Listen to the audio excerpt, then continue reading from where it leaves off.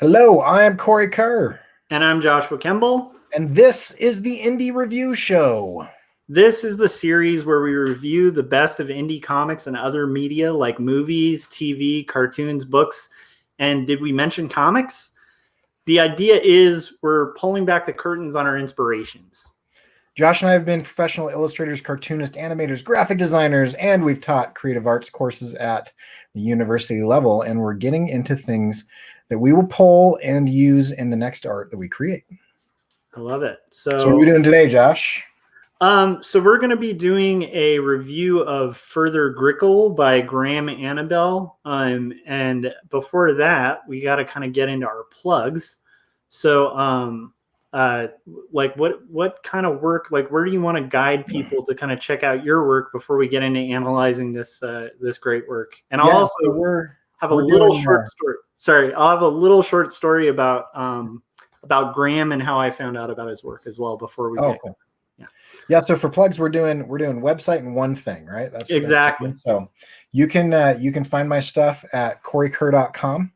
And the one thing that I would like to plug is that I am about to finish Unchained Aggression with Jim Lujan, and you can check that out if you go to coreykerr.com/online and then click on the Unchained link there. We've got a whole show where we kind of showed what we're doing. What would you like to plug? I'm excited about that animation. I would like to plug this book right here. Boom. Which is 2 stories. It's my comic about faith and mental illness that's hand lettered, hand inked, 122 pages, and you can get it on Amazon.com. And then JoshuaKemble.com is where you can find my work. So yeah, that's my plugs. Cool. All right. So I want to kind of real quickly, we're trying to kind of keep this on time, so I don't want to make this a long story. But when I was a young cartoonist, I had self-published a comic called Numb that got like the Zarek grant. And at the time, there was this small indie publisher called Alternative Comics, run by this guy, Jeff Mason. And he helped distro a lot of Zarek Award winners' books. So he'd help you get into like Diamond and distro it to stores. So basically, after you did your print run, you'd ship it to him, and he'd kind of you didn't ship it to him. You'd ship him a couple of copies, and then he would tell you where to ship all your stuff for the Diamond distro and all of that. The advantage there being, even though you're self-publishing, you were listed in Diamond under Alternative Comics, and so you'd get like the reputation of that publisher to kind of boost your sales, which was really cool. So my first convention I did with that book was Alternative Press Expo in San Francisco in 2007. And Jeff very kindly was like, hey, don't pay for a booth, just booth at the Alternative Press booth. So I go to the Alternative Press booth, and there's this guy, Graham Annable, and then another guy named Scott C. Scott C is really well known now, so is Graham. But they're like kind of people I'd never heard of in comics, but they were hilarious people. And they had like a line out the door, and I couldn't understand it because Alternative Press, Alternative Comics did not have like crazy sales numbers. So it was just weird. But then they did this anthology, like that was a floppy comic called Hickee. And it was one of the funniest things I've ever read. And I was instantly in love with all of their work. So that's how I discovered Graham Annable. And I remember at the end of that convention, basically like my wife and I, when we were considering moving to Portland, I reached out to Graham. He let us stay in his house and like kind of get a vibe of the city. And that's where I got a copy of Further Grickle. And there's one story in particular that's at the end of this. So once I start getting into this, pay attention to this last story. It's 10 stories. And there's the last story just like blew my mind. Like the whole style and execution of Graham Annable's work is really interesting, and we'll kind of get into like the meaning and all of that as I get to it. But that's the really quick rundown. I hope it was really quick. So yeah, anything before we get there, or I think we're good to go, right? Let's see. Oh, Corey, you're muted. Sorry. Because this one's a little bit different. Do you want to go through the same thing where you do characters first and then plot the story, or do you, since there's 10 stories, you just want to go through 9 and then kind of? So I'm going to be breaking down story by story. I'll introduce it in that structure, but by story as opposed to as a whole. Because I think if I try to do all the characters in every story, because it's 10 short stories, I think that'll be really confusing. So, Okay. So we're going to structure it kind of by story. And here, let me pull that book up and then move my mic and we'll get rocking. So, okay. Can you hear me all right? Yep, I can hear you good. All right. So, and hopefully you get a good view of this. If it goes off screen or something, let me know. So like I said, the artist in this book is Graham Annable. The book is Further Grickle. He's a Canadian cartoonist and animator. He's the creator of Grickle. He, like I said at the top, he's published by Alternative Comics, which was an indie publisher that no longer exists, that was run by Jeff Mason. And I'm trying to think of it's a great publisher and it's worth checking out. There are other titles, but the neat thing is you can still buy this on Amazon, and we have a good link on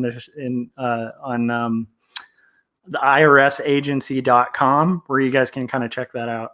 So, and then here's, when Graham gave it to me, drew a little Grickle for me, which is cool. So, Annabelle's created works for television, film, video games, comic book industries. And what I'd recommend, like if you're interested in this, you can also check out Grickle, another collection of his Grickle strips, which are like this little character that were put out by Dark Horse. And then he also has a whole series of children's graphic novels called Peter and Ernesto that are sloths. There are 2 sloths, and it's for kids. And it's great. And then, of course, he's really well known as being the co-director of the movie Box Trolls, right? So that's a little bit about that. So let's get into it. So I guess before getting into it, let me just give the overall plot, right? So Grickle's a collection of silent, subtle, slice of life stories, and they're told in this like elegant but simple execution of style. I'll just kind of thumb through it so you guys can kind of see. They're told in this very simple way, with a dark kind of poignant twist that comments and hints on like a deeper meaning for the human condition. So they'll start off kind of light, and usually with like a typical slice of life scenario. And then from there, they kind of take on like this much deeper meaning that kind of makes it a little like either poignant or just hilarious. So, okay. So let's get into it. Okay. So here we got Further Grickle, right? Like I said, Alternative Comics. Okay. So, and I should mention the date that this came out. This was a while ago. So this was created in 2003. That's before I even published my first comic. Okay. So here we go. So the first story, it's a collection of stories, and you'll notice as I go through it, like they're kind of really well stitched together, but you're going to notice they're very simple stories. Like, I'll pull a little closer so you guys can see. So this one's called Living in the Moment. The characters are like this dude with a mustache who is a fascinating intellectual. You've got like this woman character that the intellectual is kind of impressing at a bar. And then you have our main character, right? And they're at a dinner party. Okay. So, and by the way, like one of the things I love about this book, and you're going to see throughout it, is it's staged very much in like an animation style where there's repetition of the same panel, where it's kind of focusing on the character movement and the character action.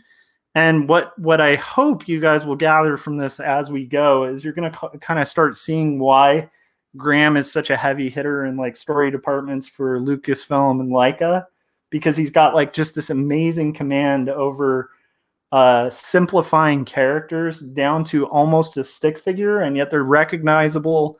The action is clear. The weight of the characters and the movement is clear. So just keep an eye on that as we go, okay? But you're not going to see a lot of like crazy paneling tricks in this comic. It's also like super subtle. I mean, if you're looking at like just those first 3 panels, the guy in the middle, yeah, without even reading it, you can tell that he's interested in and flirting with the person on the right and kind of like tolerating the person on the left. 100%. And the beauty of it too is like he does that with the simplest line, and if the dot were off by like a millimeter, it wouldn't work. So right. This is the kind of work that when I was a young cartoonist, I would probably look at and be like, meh, I'm not that interested, you know, because I'd want to see like rendered crazy stuff. But the more I learn about cartooning and drawing, the more I look at this and I envy it because it's very hard to pull this off. Yeah. So we've got, they're at a dinner party. The fascinating man is in the middle of the conversation. You're very right, Corey. He's very annoyed by this guy. He mentions something about Iowa, and the character kind of chimes in and says, like, I went to Iowa when I was 12. And he's like, interesting. So then the conversation moves on. He heads home. And then that night, our main character is like absolutely disturbed that he didn't make an impressive contribution to this conversation, right? So then we flash forward to the character over here building a time machine. And he uses the time machine, boom, and appears right back at the it's sad because these are so subtle. I hope I can kind of, maybe I'll move it in a little bit. So you know, he's back to this scenario, right? Where he's like, I'm going to do this again and get it right. Okay. So then he comes in and he says something even more like long-winded and fascinating about Iowa, right? And once again, kind of fails to sort of impress. He impresses a little more, but once again, he gets home, he can't sleep. He's like, crap, I could have done that better. Let me pull this out a little bit just so you guys can see. And then he once again decides to use the time machine, go back, right? And we see that sequence repeat multiple times until years later, he has done this so often that he is now an old man. And he's finally got like the perfect retort worked out, and he says, Iowans are known to, and he dies. And the punchline is, you know, this woman's like, you know, oh my God. And this side character we haven't seen is like, who was that old guy? And then the character who's been unimpressed this whole time goes, an imbecile, right? So, so that's the first story in the book. Obviously like humor. And one thing I want to be clear about too is like, the downside of doing this with humor books is like when you overanalyze a joke, it can kind of lose the humor. Right. But I mean, hopefully you clearly kind of see this is a funny book. The thing I like about it is, you know, so in this, it's pretty clear meaning and I'll get into meaning on each story too. So I'll do characters, plot, and the meaning on each one of these. But it's probably better to leave the mistakes of the past in the past, right? Attempts to improve or obsess are kind of fruitless and deadly. So that's kind of the gist. Josh, do me a favor and just zoom in on those last 3 panels in the lower right. Yeah, and this is what people love about Graham Annabelle's work. He also, by the way, is very known because he was the art director for, so he was the lead story artist on like Monkey Island, and then he worked on Sam and Max for Lucasfilm. And then he also, like you might notice, these characters look very similar to an early Telltale game called Puzzle Agent that he actually kind of creates all the assets and story for. And he was the creative director of Telltale for like the first year when they were up and running. And he's also tied in with, now I'm going to blank out, so you have to tell me, Corey. Double Fine Adventures. Yeah, Double Fine, which his friend Scott C., I think, still works at. So. Or at least the last time I was kind of following their work very heavily. So does that. And Gary Hodges says that Monkey Island is serious cred. Yeah, and he is like once again, when you see this, if you were a young artist who didn't know how hard it is to pull off like a little stick figure like that that's clearly a different character from this, and they're so similar in template. It's like it would be hard to understand how he has those positions. But when you try that kind of like, I actually will just throw that out. Like if there is a cartoonist watching this who's like not impressed, like try working in this style and see how it fares, and you might kind of change your mind. So okay, let me see here. Got to pull open my notes again. Sorry. So okay, so let's get into story 2. There's 10 of these, so and I don't want this to go like 10 hours. So okay, so here's story 2, and you're gonna see this story repeat quite frequently. Like let me get back to where this is centered. Just pulling in a little too much. So this is Peeks the cat, and you're gonna see these little Peeks stories almost act as like bookends throughout the book. So in this case, the characters are Pete, this girlfriend, and then our main character, who's this random guy. So this story starts off, this cat is napping, a very wonderfully drawn, kind of very rat-like looking cat. I also will point out too, I love his like French line style, where it's clearly like brushwork. It's just really cool.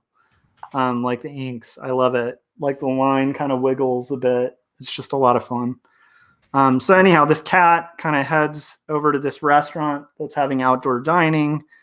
A couple is having a very poignant conversation, and they're pretty much going through like this very dramatic breakup, right?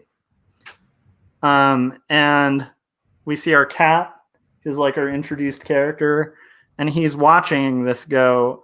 It's a very like poignant breakup where, you know, he's basically trying to break up with his girlfriend or wife or whatever, and she's finally like, well, I'm glad that'll make you happy. And his response is like, well, maybe we shouldn't. Like, maybe I'm overcomplicating this, right? So it's this kind of very slice of life, like romance comic kind of thing going on. Finally, they leave. Neither of them have touched their food, and the cat, the ever opportunist down here, is in these last panels, like gets his food and eats and goes to sleep.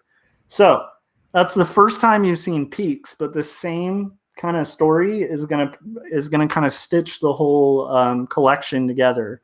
And I always like when that's done in like kind of anthologies or collections where there's like, it's almost like a it's almost like in music where you have like a repeated chorus or something. It kind of pulls the song together. So I like that a lot. However, so the meaning of that, I think indicates like the meaning of this book, which becomes clearer as you go. But it's basically like human drama, while it's compelling and important to the participants, is meaningless to nature, right? So it's kind of like highlighting the rather dark themes that are kind of underlying these stories, you know? Yeah. So it's very existential, weirdly enough. So, okay. How am I doing on time? Am I okay? Oh, you're fine. Yeah. We're about 18 minutes in. Perfect. Okay. So story 3 of 10, Dead Weight. This one's great. It's a little more complicated. We have these characters, Tom, who's like this tall character. You're going to notice that his character is much friendlier. And what I love about Graham's work is like, you can kind of tell their personality, like right off the bat. Like he looks a little clueless and friendly, right? And he looks kind of like short and angry and pissed, right? And that's exactly these characters. So, which is fascinating because they both have lines that are like containment lines on the outside of the figure that are curving up and to the left. And yet the placement of the crux of that curve and the subtlety of the curve, or the exaggerated nature of the curve is changing it. And so the guy who's standing up, that line flows from like his knee all the way up to his mouth. Yeah. It's a very subtle curve, but the guy who's sitting down, it almost folds at the midsection, and there's several breaks along, and so you get like more jagged edges. Yeah, and it's all literally you need like, to show the difference is just the little eyebrow. Yeah, and I mean it's even facially, it's like it's pretty much the same face template. It's just shortening the forehead, like changing the center line a little bit to be a little higher on the angrier character. It's really subtle cartooning that I think you have to really like. I think one of the reasons Graham is so popular as an artist, his personal work and stuff. He's also really well known. He did like a YouTube video called like I think Werewolf in Space or something, and it's his animations are the same. They're very simple and they're deceptively so. But anyhow, so I agree. I'm glad you noticed that line because that to me like that's it's weird, but it's like when like I love Daniel Klaus, right? But I'm more intimidated by this than by Daniel Klaus on a drawing skill level. Isn't that weird? I don't know. Yeah. And Gary's saying, I feel like you can tell that he's an animator. Yeah, I mean, for sure, right? Because like the thing is, this is the ultimate structure to build an animation from. So like, once again, you can see how he works in so many story departments. But I also like, and I'll get into this more, but it's like what I pull from this a lot is like pacing and simplicity and framing. Like he gives you only the information you need, and he paces the story and frames it so beautifully. And then, of course, character acting, right?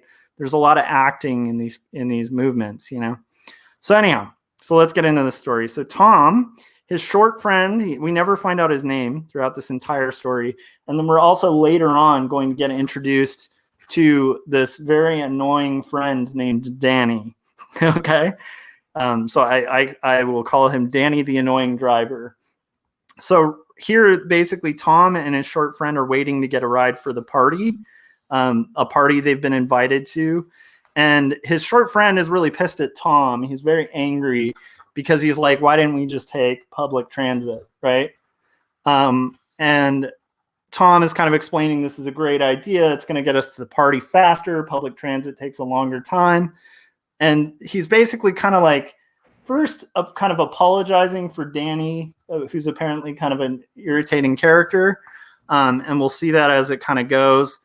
But then eventually kind of reveals like, hey, when we get to the party, we'll probably just ditch the guy, right? Like we're just using him for a ride.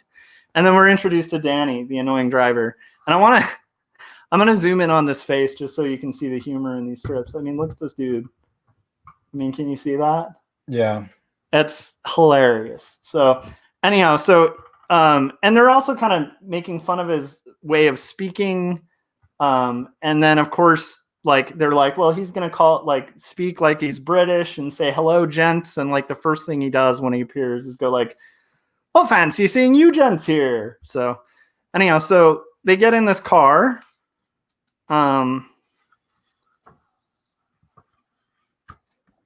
And they hop in the back of the truck, right? And he explains it. And I think this is just like smart framing and staging, which once again, I think is like that animation intelligence. Because Corey, you work in animation a ton, and it's like one of the big challenges in animation is coming up with really great backgrounds that are compelling, but can also be repeated a lot, right?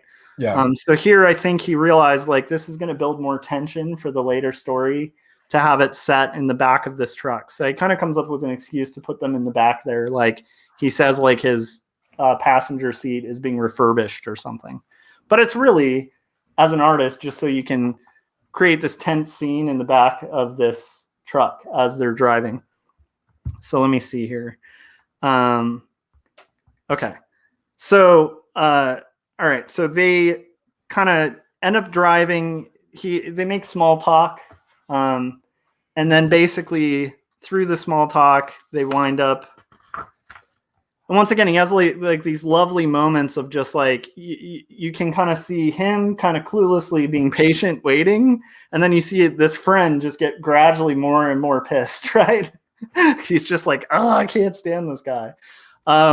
Finally, Danny kind of announces to them that, like after talking about how he got his van and stuff, he explains through this long conversation that I'm kind of going through a little quicker, that that he's going to need to stop off and do a couple stop offs because he's at work, right? Like, so he's kind of doing this and he's going to do some stop offs for whatever he does for a job.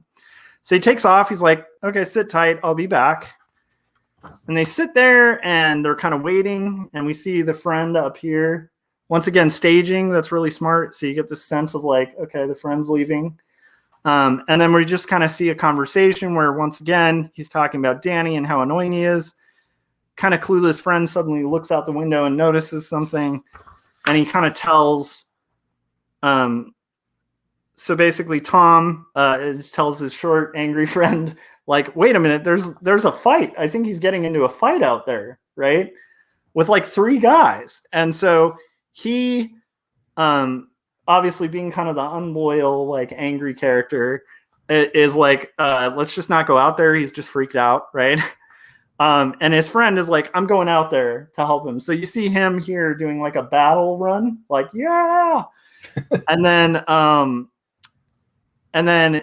like, once again, now we're left, and this is where the staging, like, I think there's a lot to learn in this comic about staging, because it's like the tension for just like a little stick figure type thing is kind of amazing, right? Where well, it's like also like the idea of the blood in the gutters, or the, you know, the blood in the messenger, where I can imagine what's happening, but because they're not showing it to me, my imagination is way worse than, you know, what they draw in the style.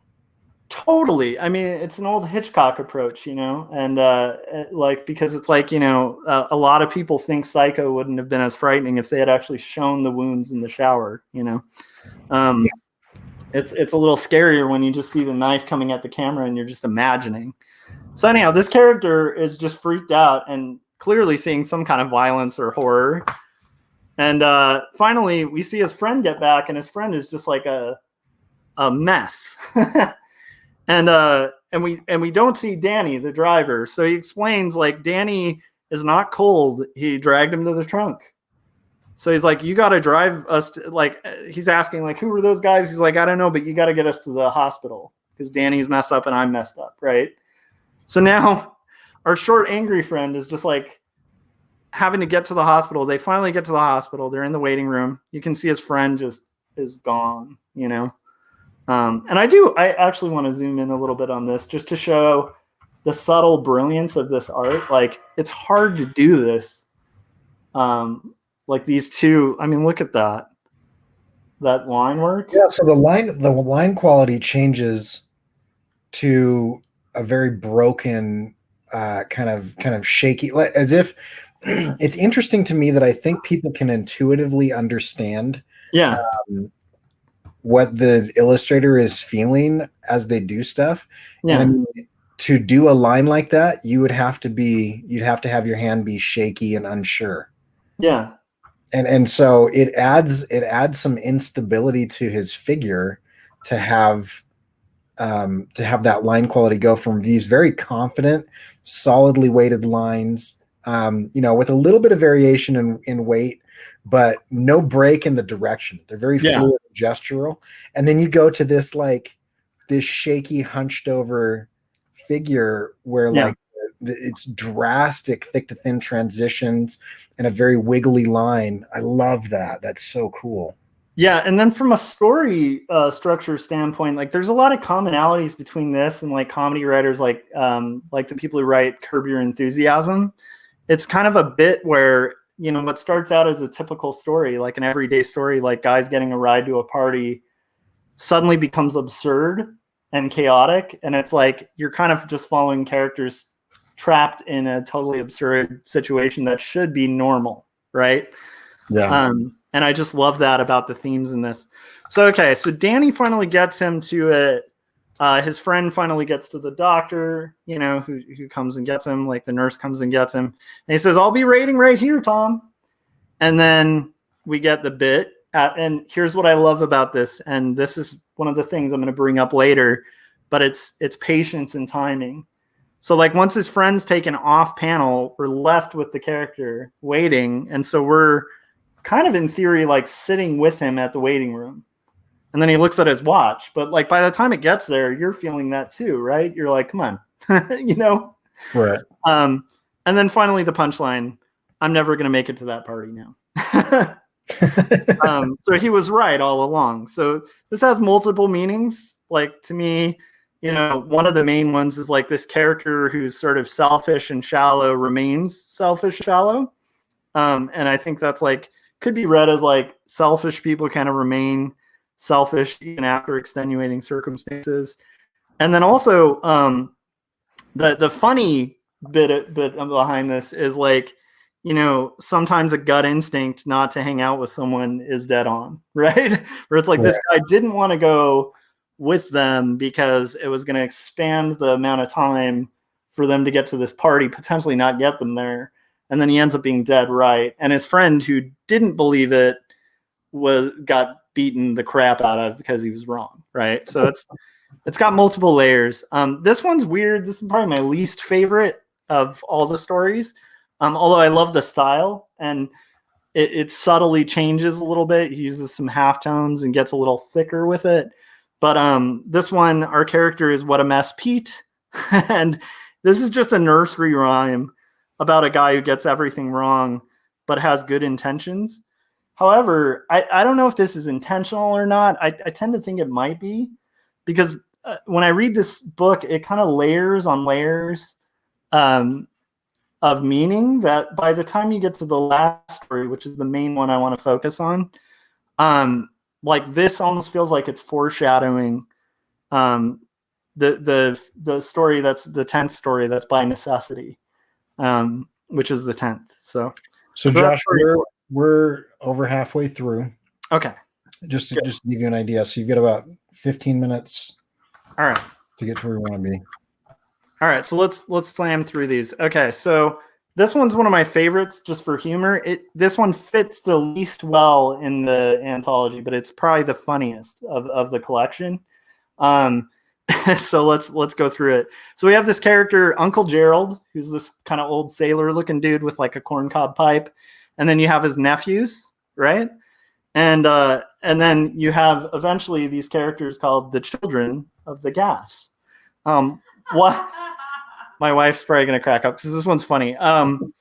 But this is probably the funniest story in the anthology, but it doesn't end up having that kind of poignant end to it that like a lot of these do, where it goes a little further. But it's still, to me, this one had me in tears, like when I was reading it. 'Cause it's so funny. So, okay, we have the nephews. They're playing their board game. The uncle comes and sits down and rips just a massive fart. And it's hard to see on the screen, but he actually lifts his butt when he's farting. And his nephews go like, "That's disgusting." And he goes on to tell a story about how it's nothing. There's nothing disgusting about farting. And you're just releasing the child of the gases. And the kid's like, "Child of the gases?" And he goes, "Yes, one of the children of the ether." And then goes into this long story of the children of the gases. So he's telling the tale, like an old wise sage, of these gases that start in your belly. And they're born timid and cheerless, and they're crying because they're stuck in your stomach in this hellhole. And their tears are what cause your belly aches, right? And so it's like, then you have to, you know, the children don't know the joy that awaits just outside. A push is what they need, is this last panel. Let me kind of pull it up a little bit. So finally, we see after the push, these poor children of the gases, you know, realize who they are, that they're higher beings released through pressure out in the world. They float into the sky, and they are welcomed by generations of gas folk. And that forms the billowing clouds that are set above our heads. So he finishes that story and is like, "All right, I'm going to go see what your mom's up to in the kitchen." And the kids are like, "Dude, the room smells." So it's pure fart humor on a meaning level, playing off the trope. Like, so for basic humor, like it's playing off the trope of children, an old man telling children a story of wisdom, turning it on its head, scatological humor, right? Right. And again, it's out of place in the collection, but I'm glad it's there because it's funny. And if someone can't laugh at a fart joke, they're really not acting in good faith, you know? All right. So we have another Peeks the cat story. This one I'll go through really quick. It's basically the same premise. Peeks wakes up from a nap and wanders into this outdoor break area. And our characters are Peeks the cat, Jarrett, and then this elderly coworker that we never really quite find out the name of. They're having lunch, and the elderly coworker is basically bemoaning automation and that, you know, there's younger people at the job and he's not going to be able to keep up with like the new programs that they have to learn, right? So he goes through this whole thing. He's lamenting it. They go, we got to get back to our work. Our break's over. Peeks the cat, kind of seeing opportunity in human misery, sees the open lunch bag that was left, gets the lunch, and then crashes and falls asleep. So that's that story. And those speech bubbles are phenomenal. Well, sorry, what? The speech bubbles are phenomenal. Oh, yeah. I love it. I also just love the Stedman-esque. Like this one in particular is very like Ralph Steadman-esque, where it's got a lot of splatter and kind of wiggly lines to it. Okay, this one's very simple. This one's called Round Trip. Now we're on story 7.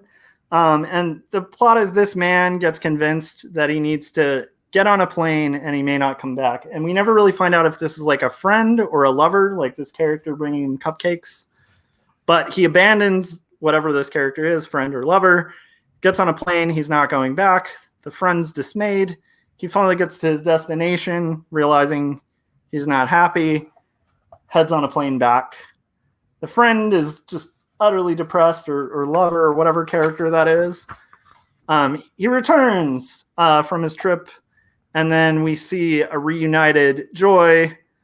And then here he is eating cookies from that friend, and he goes, I might take a train. So we start seeing this is a cycle where this guy is like happy in his relationship or friendship, and then he kind of abandons, sees he's unhappy, returns, and it's just an endless cycle. So yeah, I mean, the meaning of this isn't like super deep. It's just the cyclical grass is greener nature of relationships, the urge to travel for something better only to find what we left wasn't actually good, and kind of just general discontentment. So that is story 7. Story 8 is Walk-In. This one's a very like slapstick bit. I hope I'm okay on time. This might take a little bit. We'll see. How are we doing on time? We're 38 minutes in. Okay, I think I'm still good. Okay, so Walk-In, the doctor. So we have the characters of, we'll eventually meet Dr. Felton, who we'll see in a bit, the receptionist, who we'll see in a bit. Actually, you kind of see her here. And then this character, Billy Billet, which is a great comedic name. And so he goes to the doctor because he has this terrible cough, which is excellently illustrated. It's just literally sketched. And we find out that he's going to a doctor who is friend, and I think his friend's name is Tim, recommended, right?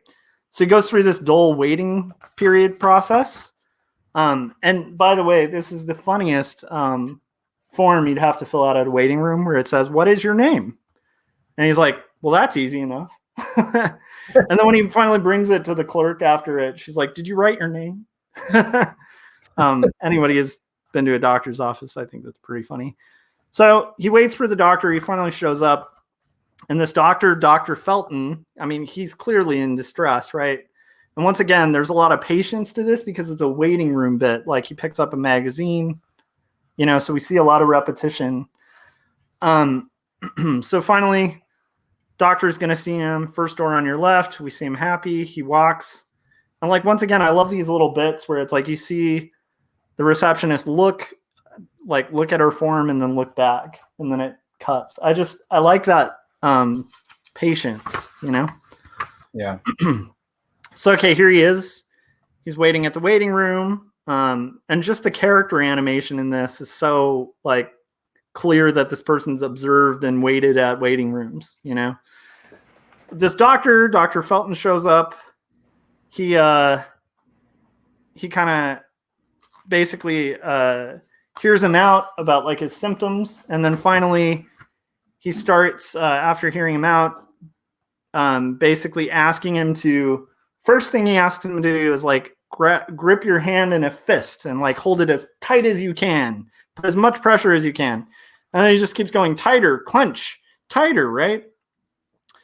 Finally, he's like, I don't think I can do this anymore. My hand hurts, and he's like, okay, here, hands him a crate of peaches, and he's like, okay, now just start eating as many peaches as you can, right? So he eats all the peaches. Finally, here. After he's like getting sick from eating all these peaches, and he's like, I just can't eat anymore. I'm getting really full. He's like, fine, hold this pinwheel and blow. And I love this for comedic timing, but it's like, so he's blowing the pinwheel, and then the doctor kind of shows up and starts patting his stomach. He's like, stop. Okay. And he's like, look, Dr. Felton, this isn't really, and once again, we kind of move through this whole sequence where finally he kind of gets him to stay still until he finally gets down to this Zen-like state where our patient is really relaxed. And then he, with a football helmet, runs into his stomach, right? So this doctor has clearly like knocked him down. He takes off the thing, and he then starts pinching the character like painfully and twisting. Until finally he just flips out and goes, stop it, and like just hits him, right? Cracko. And he's like, that hurt. And then he looks down at the doctor and he thinks the doctor's dead. So he, in self-defense, like hit the doctor, thinks he's dead. He bails, right? This is where that little receptionist looking the other way thing makes sense, because it's kind of putting in a call and repeat later on. Like he knew this bit was going to come where the guy ran past the receptionist. So it's like, and in this case, the receptionist isn't even looking like his way. So anyhow, So finally he gets out, calls his friend, tells him this terrible experience with the doctor, with these great, just once again, the visual acting in this, which is really important in comics, I think is just on point. And he's just furious on the phone. And finally, his friend goes, well, that happens every time you go to the doctor. Like, that's why I recommended him. Like, he does that all the time. You'll think he's dead. And he's like, do you still have symptoms? And he finds out he doesn't. So he's relieved and thanks his friend. And there we go, right? Yeah. So that's that story. Sorry, these are... So, I mean, it's sheer absurdist humor. It takes an ordinary scenario and mixes it with the absurd to bring the funny, right? So it's like a normal scenario of like going to the doctors where it escalates to absurdity. Right.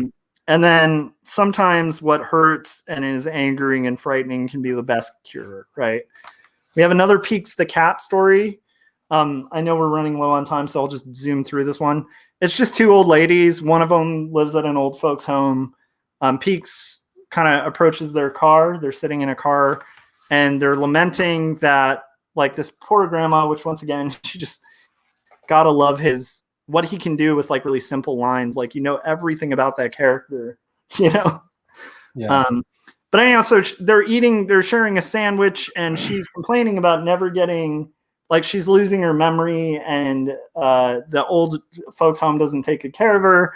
And basically, like, her relatives don't even send Christmas cards or anything like that. Her friend gets freaked out because the sandwich she's eating is, like, really bad. And the lady kind of reveals, because she's kind of senile and older, that it's, like, the meat is, like, months old.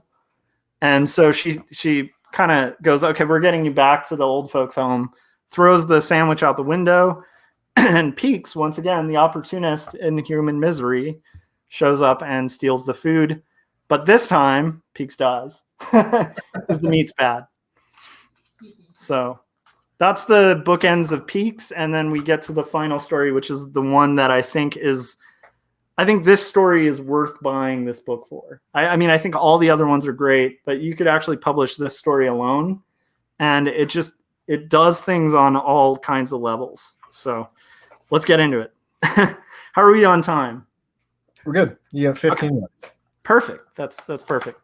Okay, so this is by necessity. And first off, I love just the subtlety of how this story is bookended, like how it begins. It's kind of just a poetic picture of leaves. And that also is a really great way to kind of start like what will be a very slice of life, true to life type of narrative. And I do feel like this is when Graham Annable like leveled up, and all the work he's made since it takes on a totally different, more profound level than like the fart joke, although he'll still dip into the fart joke, you know? So, okay. I just love that it's subtle, quiet, funny, and then eventually poignant. And I think I've mentioned this to you before, Corey, but I feel like with storytelling, you can get to more tragedy through humor than you can through tragedy. So anyhow, so we have this character. I'll explain the characters. So the main character is unnamed. Like you'll notice this a lot. And I think a lot of times he'll just call these characters Grickle. Like if it's the guy who's unnamed and he's the main character, that's Grickle, right? And then Billy Joel is going to be his dog, which we'll meet later. Sharon is his girlfriend, who we'll meet. Mrs. Anders is his elderly neighbor. And then Cheeves is Mrs. Anders' pet wombat. And we're going to meet all of those characters eventually. But we start with him trying to fix a rake, right? And his wife looks out the window, and we find out from this exchange of dialogue that he's clearly been out here with the intention of raking the yard, but he has been literally sitting for hours just trying to kind of fix like a bent part of the rake. So we kind of just immediately, just from that story choice, you know, this is a person who probably prolongs and delays needed things, right? Like is a procrastinator. Then we have the dog, Billy Joel, run out, and the wife kind of says he needs exercise. Billy Joel, he's working on the yard, and we find out now we have the neighbor in the classic kind of neighbor shot, like peeking over the fence, saying, "Hey, keep that dog out of my yard." The dog, Billy Joel. So then we find out through this exchange with Mrs. Anders, who I'm going to get a close up of this character. Look at this character. You see that? Yeah. Just the lines and the character, it's just so true to like the sort of character that would be talking about their pet wombat. But there we get an introduction to Cheeves, the wombat. This old lady is attached to Cheeves. She's like 15 years old. She's worried that her pet wombat is going to get mauled to death by his dog, Billy Joel, which is a great dog name. And the simplicity of the hairstyle and the wrinkles in her neck and around her eyes. Yes. Aging her like 60 years older than Grickle is crazy. Yeah. It's insane. So good. And the fact that she's got a pattern on her clothing. Because so far we haven't really seen and a pillbox hat, right? You know? Yeah. Right. That's so good. Yeah, so this wombat, which I love the character of that too, we find out she's worried about the wombat. She keeps it in a cage in her backyard. So he is basically saying, like, don't worry about Billy Joel. He just wants to play with your wombat. And she's like, no, that's a monster. So she's like, just keep an eye on it. Keep it out of my yard, you know? So he goes back to raking his leaves. He finally finishes. He's like, how can I work with improper tools? He's getting stuck on that bent rake again, right?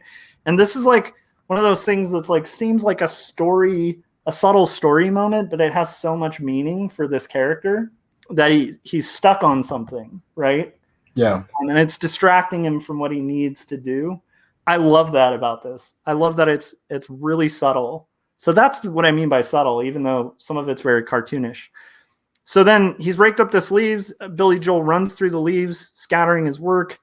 He's angry, gets over there and gets back to the leaves. Once again, just ignoring the thing he should pay attention to, the dog that his neighbor literally said, don't let in my yard. And now we hear down. And we find that Billy Joel has gotten into the yard. The old lady is frightened and freaked out, holding her precious wombat. And it's just full out.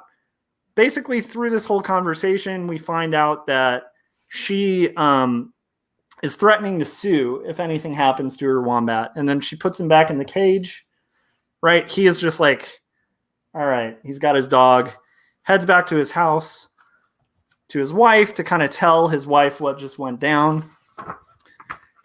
Okay, wait, go back real quick though, because there's one thing you haven't pointed out yet. Oh, yes. And I keep catching, go back one page. Sorry. I keep catching little bits of this, but like this is a great example.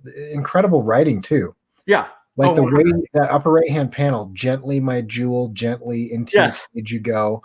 Like the proximity of those words into each other and the large gaps of negative space, like help the pacing. And it feels like that took some time to say because of the way he laid out the letter. Totally.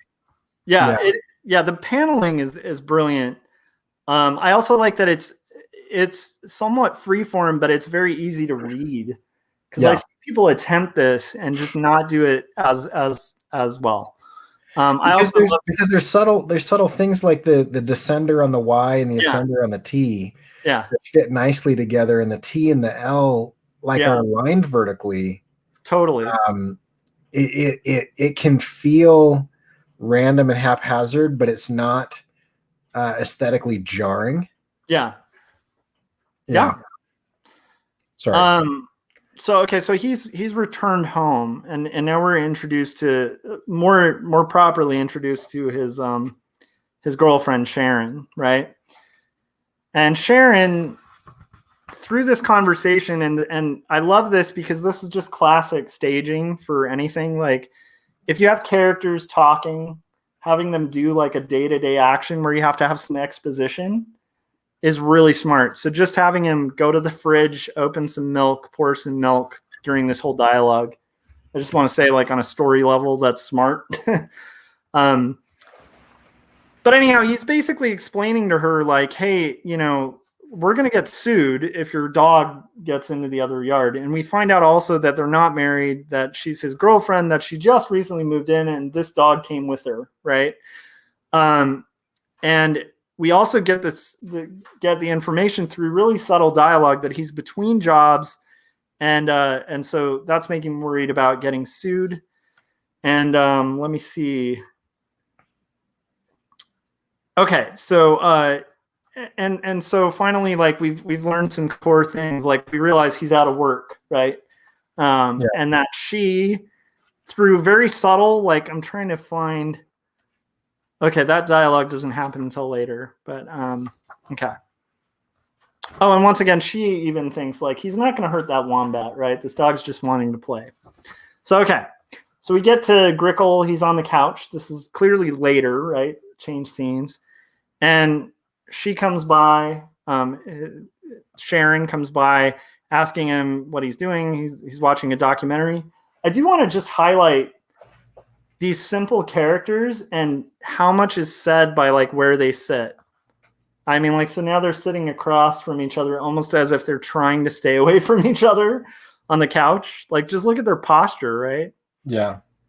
And what's weird is, neither seem bothered for a second, but then finally, she's like, would you like to sit together? And then they scoot closer, but they look actually less comfortable. Right.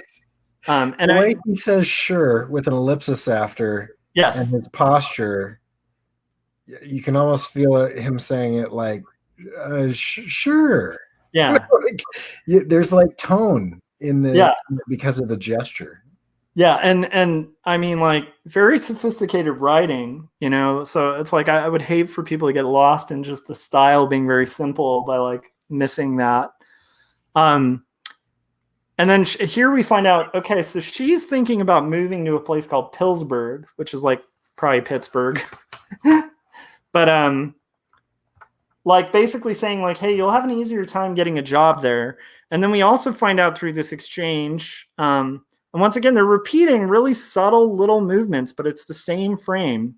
Very animation style, but I just find that so inspiring. And we find out he's kind of worried because it's going to be a big change. And so now we're starting to see the dynamic that's going on between him and Sharon, where she is frustrated that he's not moving, right? that he's not willing to kind of get a job or do anything. And she's also having doubts about his commitment, right? She's saying, like, do you regret us moving in together? And he's like, no, I mean, it's... So once again, like, when he should take action, he's just kind of delaying even in speech, right? So, okay, so now we have this character, and once again, they're finally, like, he's still clearly uncomfortable. She's starting to get more comfortable, and finally he's like thinking he heard Billy Joel, and he's asking, like, hey, is he outside? And she goes, yeah. So he goes to check on Billy Joel, his dog. Once again, you also get the sense from this whole movement and just the way he's designed, like, he's made his whole posture very uncomfortable, a little more stiff than usual. So you get the sense he's trying to escape this conversation too, right? He's not just going to get his dog. He's like, oh, is that a bird I see? Right? So, okay, so here he goes to get Billy Joel and get in here, Billy. And I love this. This is classic page turn in comics. Really good trick to use. Look of horror. What is it? You have to flip. And it's on a page turn. Mm-hmm. And Billy Joel got the Wombat. Which, by the way, again, just look at this expression on Billy Joel. Like, the way that dog is just a shape with, like, the basic info you need. You know? Okay. And he's so excited.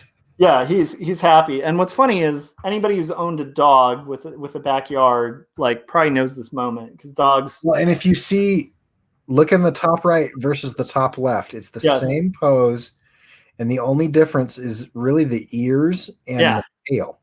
Yeah, and there's a totally different change in mood. Yeah, and you see massive changes in him, right? It's like the dog is just not phased, but he's had him, like, go through these crazy. He's basically saying, like, drop the Wombat, right? It's kind of funny in a weird way. But, they're horrified that he's got this Wombat. And finally the owner, like, Sharon, says, drop the Wombat. And he drops it and is like, what? This is the owner. And so now we see this uncomfortable, like, heist movie type framing where he finds the Wombat and he starts realizing, like, hey, it's dead. But, like, you don't know there's no blood or visual gashes. Like, it's just dirt. So, like, we could pray. And he's concerned about getting sued. You have to keep that in mind. So he's thinking, we'll just wash him and then return him to his cage, and our neighbor will have no idea. And she is, like, adamantly against this. Like, hey, he's dead. We should call her, right? And he's just, like, active suddenly. Like, yeah, no, we got this. And then there's a lot of humor, like, very, like, dead animal humor, but it's very funny. Where he's got the dog, and then he turns on the blow dryer, and suddenly it's like poof. Sorry, the Wombat. And then she's, like, saying, "How is this going to save us?" And he's like, "Well, because she's not going to sue us, right?" So they have this whole exchange. He thinks he's just got this brilliant thing that's going to save the day, and once again, she's, like, trying to say, like, hey, she might work better if we own up to it. And he's basically like, she'll also put down your dog, right? Like, for that. So he's like, this is the end of the conversation. So he's going to take care of things. And he's like, I'm going to be back in 5 minutes. And she's, like, I think clearly just kind of horrified. And is like, it's still not right. And her dog's just licking her, which is funny because he just mauled a animal. Okay, so this is very, like, Graham Annable type humor, because he loves doing these, like, spy versus spy kind of bits, where you have a scene and then just eyes pop up. Yeah. And then here he's running to the cage, which we were introduced to earlier. And I also want to mention that too, like, for sophistication of story, like, I love that he, like, seeds that one shot, not more than you need, but just so it's in your subconscious. So when it returns to that, you know exactly what it is. Yeah, even though it's nighttime now. Yeah. Yeah. So here's him, and we're seeing these funny expressions where it's like a man just thinking he's really getting away with it. hops over action movie style, and then boom, we see this is what he's left in this poor woman's cage. So then we have a night sequence, and I don't want to get way too into it, but they end up having a conversation where it becomes clear that she wants him to move and get a job, and he is delaying. And she wants him to commit, and he is delaying. And that like he's been using this raking the yard thing as like a distraction from like actually facing up to his problems and doing something about it. She even mentions, and I love, I don't want to get panel to panel in it, but I love the subtle movements from the same frame where even the dog, right? Like you're getting the sense of time passing with just these little subtle changes and expressions. So anyhow, she's kind of just berating him for, you get the sense this character doesn't do anything, and then he gets really active when he's forced into a corner, right? She drops one thing, which is that she might just go to Pillsbury without him if he doesn't, make up his mind. So here he's like, I think you're getting the sense through the expression that he knows it's serious. And then it's, to black, and we've got the next day. Next day he's woken by his dog. Anybody who's familiar with my comic knows I got inspiration from this. I actually used that as a paneling device for waking up, was being woken up by a dog, which was true to life. But it's funny, I didn't even think about it. But looking at this right now, I realize I probably logged that in my subconscious. And Gary's saying here that his eyes just make him look perpetually on edge. Yes. Yeah. Totally. So here he's woken up. He's doing his morning routine. He is eating cereal, talking to the dog, and he's asking the dog. It's a good way to kind of have an internal monologue without having to fall for the gimmick of like the thought balloon, Yeah. But here he's talking to the dog and basically saying, maybe I should look for work instead of working in the yard, right? So here he's heading out. He's ready to go. He's leaving Billy Joel. Billy Joel is just hilarious and very dog-like. And once again, this kind of drawing, I think just things like that require a lot of observation of animals to just know like that's how dogs are. Right. Like that movement where it's like from stiff to just kind of strolling away. Once again, just subtle, but really informed, intelligent drawing. So he walks past the neighbors and it's for sale. The neighbor whose Wombat died. So that's interesting. So he heads to an old school, like he gets on a bus and heads to an old school employment office with the jobs listing board. And this has like a whole internal struggle with him where he's, basically deciding like which jobs to pick and kind of talking about how he won't get a job. You get the sense of like an internal struggle of like, well, I should just go back home, right? Finally, he decides, you know what? I'm gonna pick this one, but it's probably already taken. And then he's about to leave and he goes, you know what? I'm gonna man up and do it. So now we have a resolved character, right? So goes to the phone, calls about the job, and has a good lead from it. So he's like, okay. So he does a mild interview, and then they'll do a second interview. So good news. Our character who's been delaying is finally taking action, right? So he's excited. Great excited expression. Heading home, and he finally gets home, and Mrs. Andrews, which, by the way, again, just let me get in there on this little tiny lady with this giant piece of luggage. Uh-huh. Do you see this? I mean, just the subtlety of the line, it just kills me. Even just the hand, just being this little swoop, but you get all the information to know everything about that character, Yeah. Okay. So, and I hope you guys are able to see this okay and stuff. So anyhow, we find out, I realize I'm taking a while, so I'm going to speed up a little bit. So we find out that she is dismayed and moving away because she had a terrible thing happen with her wombat. Cheeves, which is a great name for a wombat that like a woman from the 1950s would give a wombat. So here we go. She explains to him, so Cheeves passed away. And he's like, oh, I'm so sorry, feigning like he's surprised, right? And she's like, so he passed away. She thought he had passed away in his cage and buried him, but wombats play dead. And so he crawled back through the earth and in the process of being buried alive, died, and basically like with his last dying breaths crawled back into the cage and died. She is dismayed and he is stoked because he finds out that his dog didn't kill Cheeves, that Cheeves was playing dead, and that she killed Cheeves, and so he's guilt-free. Yeah. So he kind of feigns like he's sad. She mentions she's moving away because it's just too hard of memories. He heads back in and he's like happy to tell Sharon, his wife, like, or his girlfriend, you're not going to believe it. Billy Joel didn't maul Cheeves, right? Only to find that, and he's also mentioning like, hey, I'm about to get a job too. And then Billy Joel isn't there. And then we find that there's a note. And by the way, I thought he didn't have a name, and I just realized it's Todd.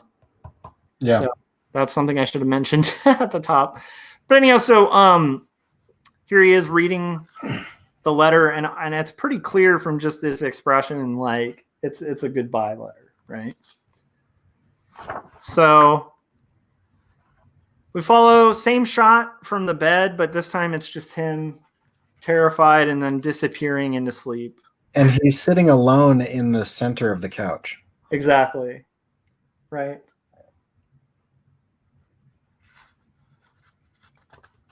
And finally, so it's repeating from little themes we had where you're pulling from backgrounds and stuff like that. And then at the end, finally, he's sitting there. He's looking at the leaves in the yard. He's looking over at the wombat's cage, looking at the sky. And he decides to get on a bus and head to Pillsburg. And we have the snow falling and this slow exit that goes off, and it was bookended by leaves, branches. So starts with branches and snow, ends with branches. It starts with branches and leaves and ends with branches and snow. Yeah. And that, I think, is a brilliant story. It's just crazy. So yeah. So let's get into like what I feel like the meaning of that is. So it's like before you jump into meaning, yeah. We've got to it's time to balance the books. So let me come over here. I have this pulled up here. So we'll do. We are the IRS. We need to balance our books. Yes. So I have my notes up and everything. Here we go. We'll get better at this at some point. All right. The Indie Review Show is brought to you by Audible, and you can get a free audiobook and support this show by going to audibletrial.com/IRS, which I'll put on the screen in a moment. And this week I'm recommending the book The Rook, a novel by Daniel O'Malley, narrated by Susan Dearden. And the narrator is awesome, by the way, but the book is so good. It is nice. Really, really phenomenal. And just in my style of just weirdness, this woman, Miffany Thomas, wakes up surrounded by dead bodies wearing gloves. And she has no memory of anything. And it just kind of like goes along with kind of my amnesiac thing from last week. But it turns out that she is a major player in this secret government agency that deals with the supernatural. And it's just really fun. It's a really fun kind of, amnesiac spy thriller, but with like a sci-fi twist. And that's awesome. With that link, which is audibletrial.com/IRS, it gives us a little bit of a kickback, but you guys can get a free story and a free trial to do it. And I love Audible. Josh and I both use it all the time. So yeah, it's funny. Corey and I, like way before, having this with Audible, it's like we've both had multiple conversations about books we've listened to on Audible. I have a long commute, and I also I have to say, if you have a long commute or anything like that, like long periods of time where you're drawing at a table, it's just so fun to listen to an audiobook, and it's a good way to be able to keep up with like books that are out and also be able to be productive at the same time. So yeah, I can't be more stoked.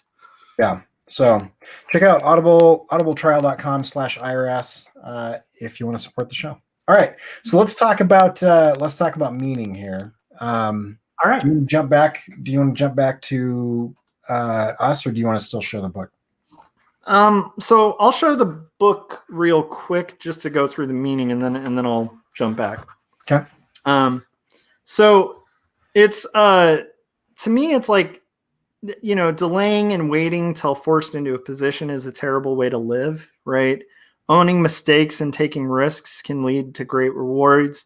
And also it functions as just this beautiful exploration of a human relationship. And I feel like this is a really good example of slice of life at its best, where it's got humor, it's got all the elements of kind of a formal story, definitely more strong on the humor end. But because of all the humor interlaced with it, like by the time you have this bus pulling away, I think there's a very heart-tearing moment that's very poignant, and I've only see really often with humor. And so I feel like, to me, this is the highlight of what can be done with the simplicity and the intelligence of a cartoonist like Graham Annable. So I would recommend this and his other work, but I definitely, because of that last story, I think this is a book most cartoonists should own just to learn from it. So yeah. Victor is saying that that last story is similar to a Jeff Foxworthy joke where a man's dog shows up with a neighbor's pet rabbit dead in its mouth, and Gary was saying that he remembers that joke. Nice. And it's really an achievement that something can be so visually stripped down and still be so emotional. Yeah.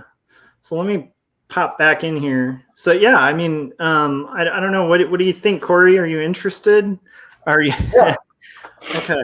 Yeah. I mean, I if I'm being honest, there were two main things that I was not interested in when I first saw that on the list.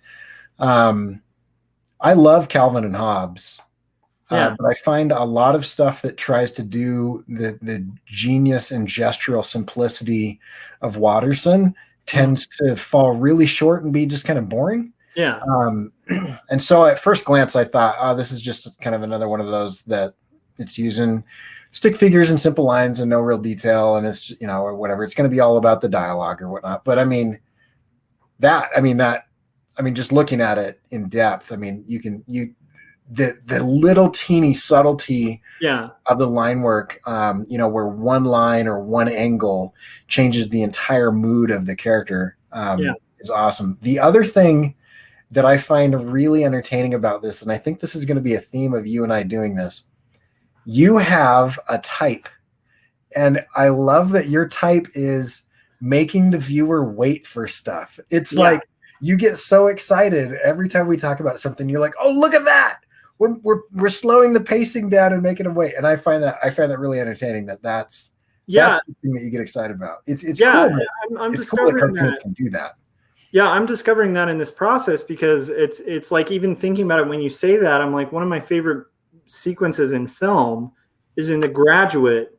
There's this shot at the end, it's like this crazy movie where there's like a guy and he breaks up a wedding and he gets the girl and they get on a bus, and then there's this long shot of them just sitting in the bus going from really excited to just what now, and it's just silence for like 5 minutes, and it's so brilliant. They just stay on that shot, and I do love that. And you're right, that is the thing about me. I do want to say, like, the style and art execution, just overall, simple, extremely subtle, minimal French line style, right? Cartooning at its simplest form. I think the knowledge is displayed is extremely complex, and it requires a great knowledge. And there's a reason Graham has had such a strong career at Lucasfilm and Leica. I just want to reiterate that. And I think it's mainly the focus on weight, movement, emotion, personality, and consistency, right?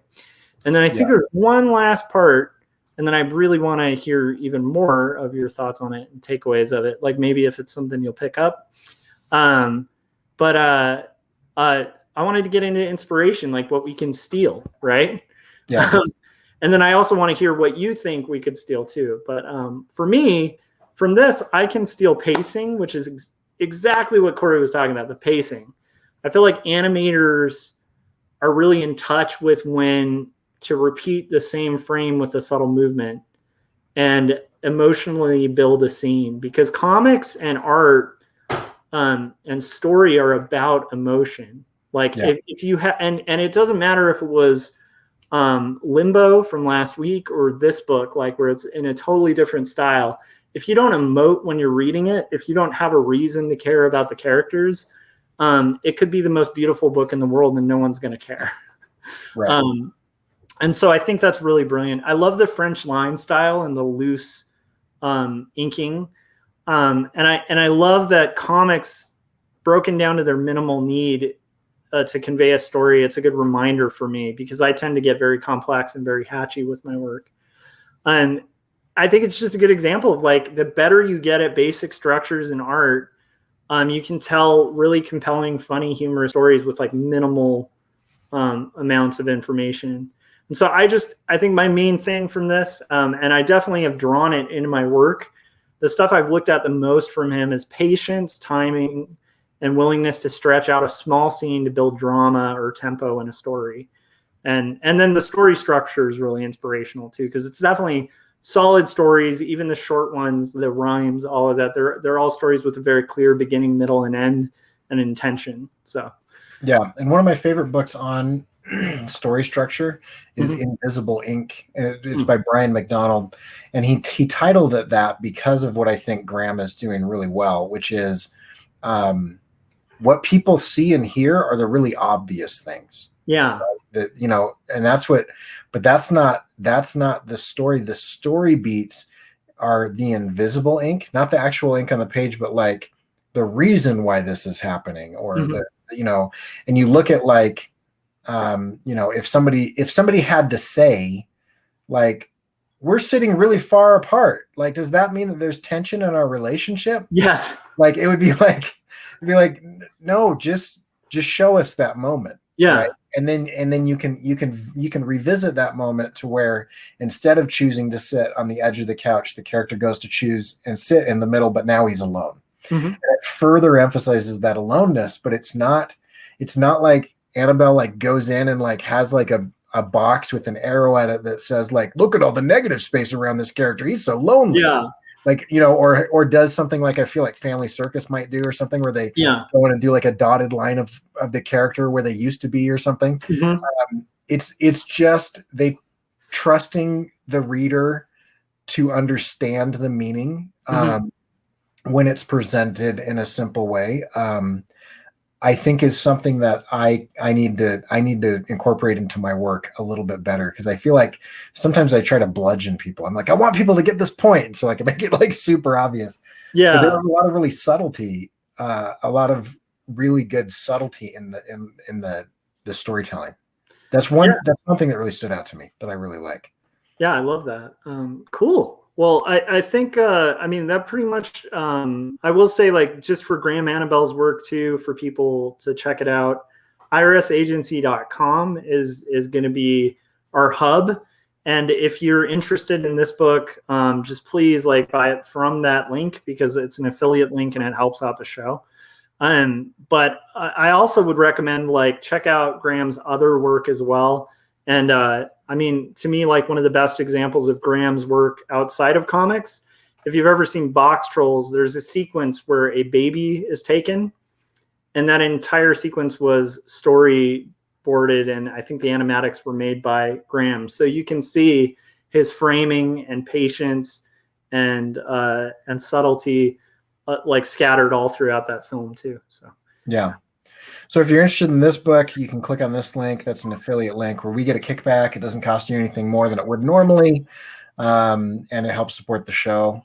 Also, next week, Scott Circland is going to join us, and he is going to cover a French book, which is still in print in French, but it looks like the English version of it is maybe out of print or a little bit hard to find. So we've got 2 links there for anybody that wants to read ahead. And then 2 weeks from today, I will be covering Lady Killer. So just like always, you can go and you can check out our schedule on the Indie Review Show at irsagency.com.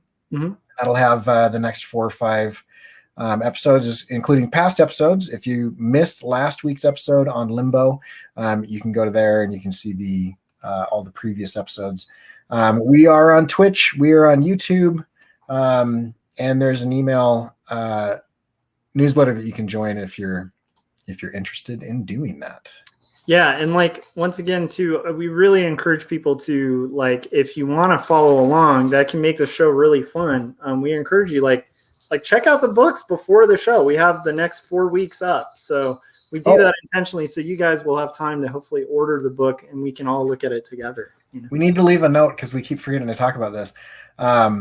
I love that we're able to include people watching along with us. But if you have read these or want to read along with us, I'd love to hear your thoughts and incorporate that into the show. And so there's an email address on that page at irsagency.com where you can email us a little audio clip or a little video clip that we can play during the show on the air. And we'd love to get your thoughts and feelings on the book, whether you loved it, whether you hated it, what you're going to steal, what you do differently. Any of those type of things. We'd love to get audience reactions kind of in a mailbag situation as well. So sweet. Plugs one more time, Josh. Where would you like people to go? Oh yeah. So I will just pull this up here in the boring black and white area, but 2 stories, Joshua Kimball. So go buy this on Amazon. It helps support the indie book. It's a memoir about faith and mental illness and depravity and ultimately redemption in a fallen world. And then I do want to mention too, on YouTube, on this channel, I've been doing these live streams at almost every night, and Corey shows up on a bunch of them and they're super fun. So definitely make sure you're subscribed and hit the bell. I also want to mention we're only going to be hosting this show on our channels for a short period of time. So definitely make sure you check out irsagency.com and subscribe to the YouTube link there. That's IRS Agency on YouTube, because that's where we're going to be hosting eventually. We're going to kind of move it all to that hub. So, yeah. And then other than that, like Corey, where can everybody check out your work and find your stuff? You can find my stuff at coreykerr.com, including animations, comics, and other things that are there. Check out what I'm doing with Jim Lujan right now. We're about to change things. We're about to finish an animation that we've been collaborating on for 6 to 8 weeks, and you can check all those episodes out at coreykerr.com/chains. And so you can check that out. But yeah, go jump over to the new YouTube channel, because we will be transitioning. We'll do this a couple more times in each of our channels, and then we'll be doing it over there. So if you don't want to miss future shows, make sure you subscribe and ring the bell and all that jazz. Okay. We'll catch you guys next week, same time.